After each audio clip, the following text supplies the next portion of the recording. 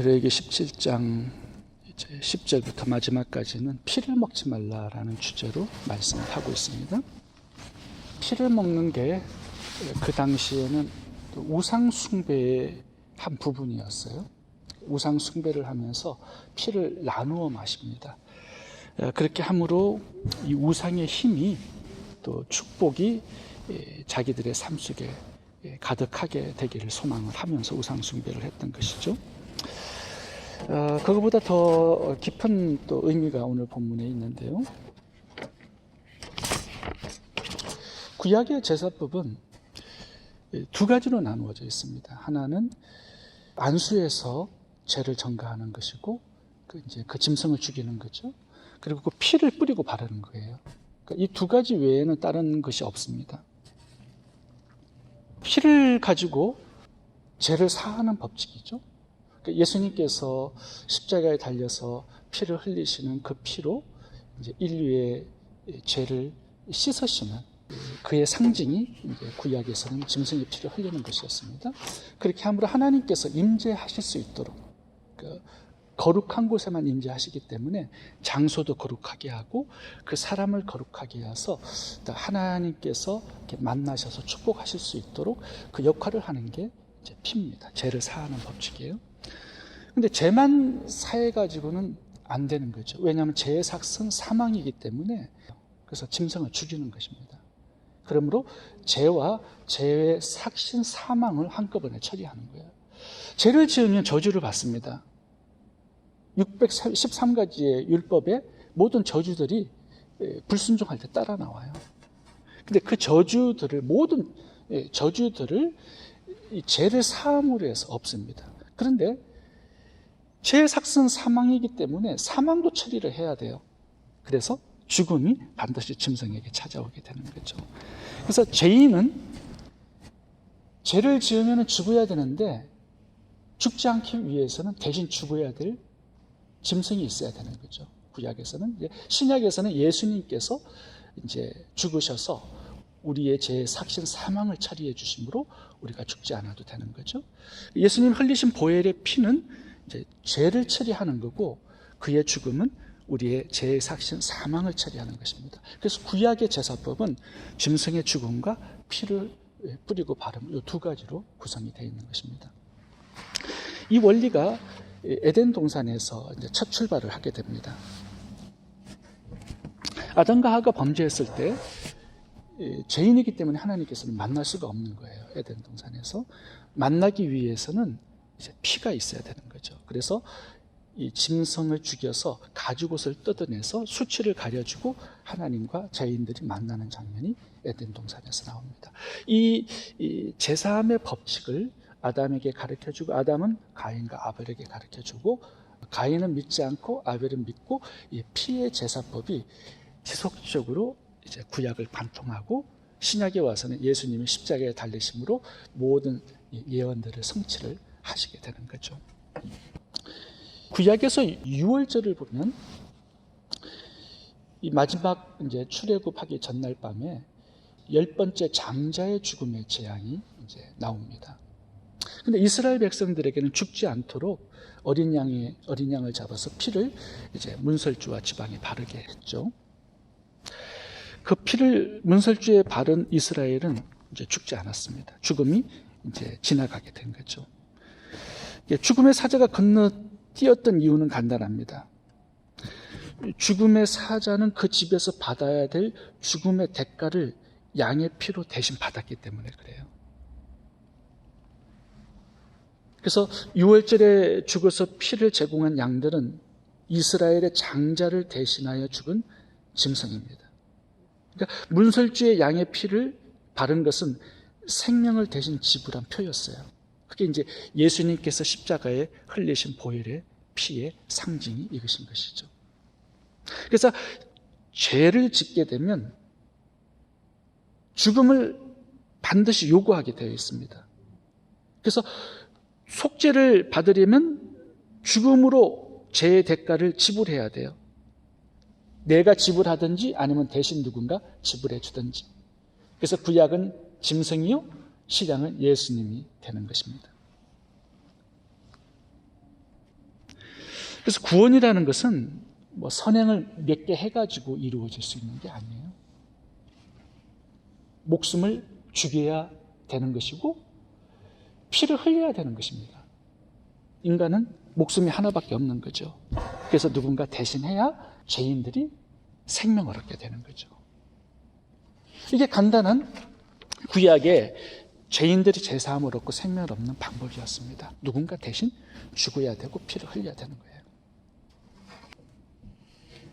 그렇다면 오늘 본문에서 왜 하나님께서는 피를 먹지 말라고 명령을 하셨을까? 이제 그게 오늘 본문에 우리가 좀 생각해 봐야 될 부분입니다.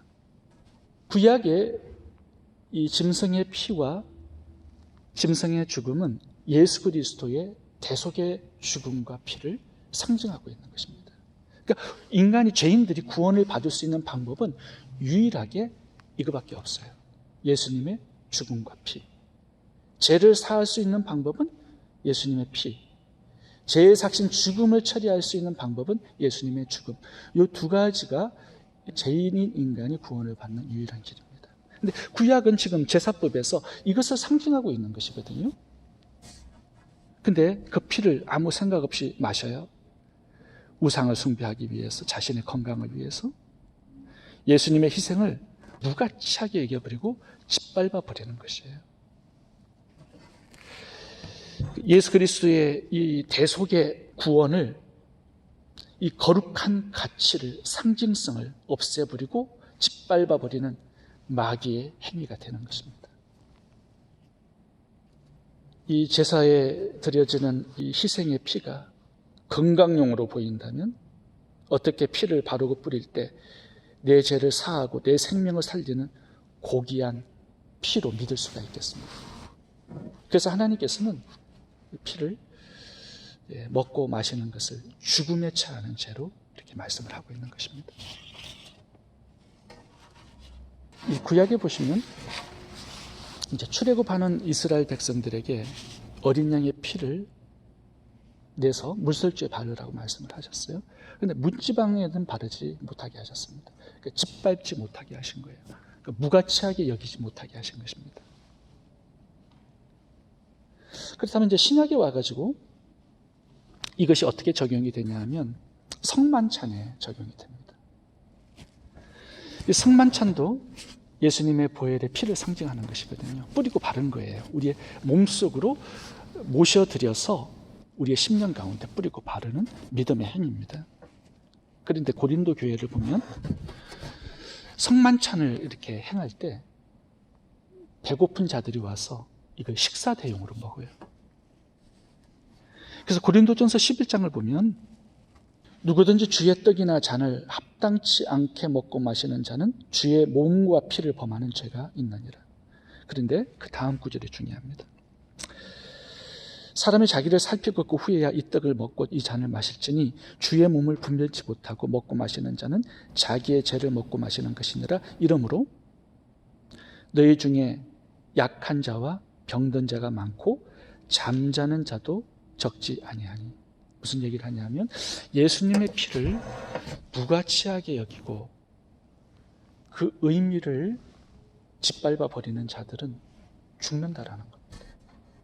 병들거나 마귀가 역사하거나 죽는다라는 거예요. 그래서 이 예수님의 보혈의 피를 상징하는 그것을 거룩하게 여기고 가치 있게 대하는 그 자세를 우리들이 가질 것을 명령하고 있는 거예요.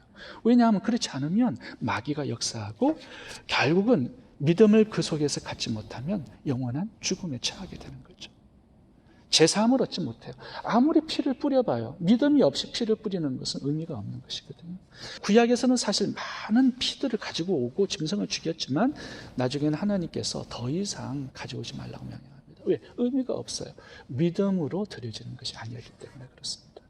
마귀의 사역 중에 하나의 굉장히 중요한 사역은 뭐냐면 예수님의 보혈의 피를 믿지 못하게 만드는 거예요. 건강용으로 마시게 하고 우상 숭배용으로 사용하게 하고 그 피의 상징과 의미, 그 가치를 희석시켜 버리는 거예요. 그래서 성만찬도 잘 가르쳐 줘야 하는 사명이 우리들에게 있습니다. 예수님의 보혈의 피가 이런 능력이 있고 이런 제사함을 가져다 주고 이런 생명을 주는 것이다. 그래서 예수님의 보혈의 찬양이 불려질 때나 성만찬을 할 때나 예수님의 보혈의 피가 성경에서 언급될 때는 정말로 마음을 가다듬는 자세가 필요한 것입니다. 다시 말하면 이 피를 어떻게 대하는가 하는 데 마음의 자세에 따라서 생명도 주어질 수 있고 사망도 주어질 수 있는 거예요. 근데 이제 신약에 와서는 이것이 달라집니다. 피를 마시라고 그래요. 이 레위기에는 7번 피를 마시지 말라고 그러고 성경 전체에는 400번이나 피를 마시지 말라고, 먹지 말라고 명령을 합니다. 그만큼 하나님께서 귀하게 여기시는 거예요. 인간의 죄를 사하는 방법이 유일하게 이거밖에 없기 때문에, 하나님을 만나는 방법이 이거밖에 없기 때문에 하나님 중요하게 여기시는 것은 당연한 것이죠. 신약에서 이제 예수님께서 십자가에 죽으셔서 피를 흘리신 다음에 내 피를 먹고 마시라고 명령을 하십니다. 다 이것을 마시라. 이것은 제 사함을 얻게 하려고 많은 사람을 위하여 흘리는 바 나의 피니라. 요한복음 6장에서는 인자의 살을 먹지 아니하고 인자의 피를 마시지 아니하면 너희 속에 생명이 없느니라. 내 살을 먹고 내 피를 마시는 자는 영생을 가졌고 마지막 날에 내가 그를 다시 살리리니. 성경에 굉장히 중요한 하나의 주제가 관통하는 것은 예수님의 피입니다. 이 피를 먹고 마셔야 영생을 얻어요. 그러니까 영생을 얻는 방법, 제사함을 받는 방법은 딱 하나밖에 없습니다. 예수님의 피예요. 그러니까 이 피를 어떻게 믿고 받아들이고 어떻게 대하고 가치 있게 여기는가, 이것에 지옥과 천국이 달려 있어요. 그래서 하나님이 굉장히 중요하게 여기시는 것입니다. 그러므로 우리도 중요하게, 가치 있게, 존귀하게 여겨야만 하는 것입니다. 인자의 피를 먹고 마시라. 이 얘기는 뭐냐면요, 예수님의 그 대속의 죽음과 피의 속죄를 내가 믿고 받아들여서 내 생명으로 삼으라는 의미입니다. 근데 먹고 마시라는 것은요, 일상생활에 밥을 먹고 물을 마시듯이 매일매일의 삶 속에 예수님의 피가 있어야 된다는 거예요. 우리의 몸속의 피는 우리의 신체 전체를 23초에 한 번씩 돕니다.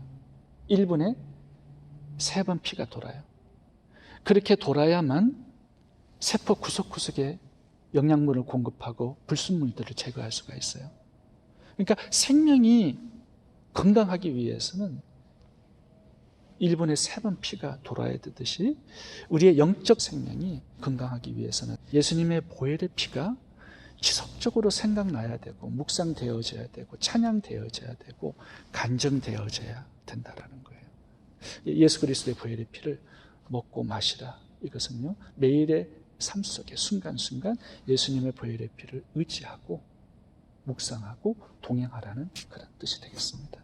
이것이 예수님의 피를 순간순간 믿고 동행하는 삶이 바로 영생을 얻고 구원받은 자의 삶이라고 말할 수가 있습니다. 기도하겠습니다.